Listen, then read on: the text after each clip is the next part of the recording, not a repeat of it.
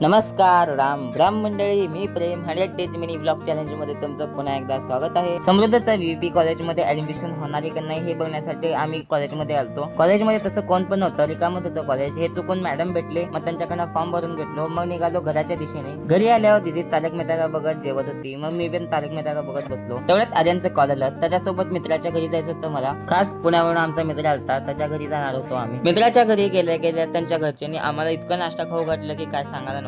इथे हे मांजर आणि त्याची पिल्लं आम्हाला बघून बाहेर येत नव्हते. कसं बसं बाहेर यालते, तेवढ्यात ते आर्यन हाकला आलता त्यांना. आर्यनला त्याच्या घरी सोडलो आणि तेवढ्यात अथर्व आलता. अथर्व सोबत मला एटीएम मध्ये जायचं होतं. पहिले तर याला एटीएम युज करता येत नव्हतं. मला येत आहे तर मला हात लावू देत नव्हता आणि काढून काढून 100 रुपये काढले बघा यांनी.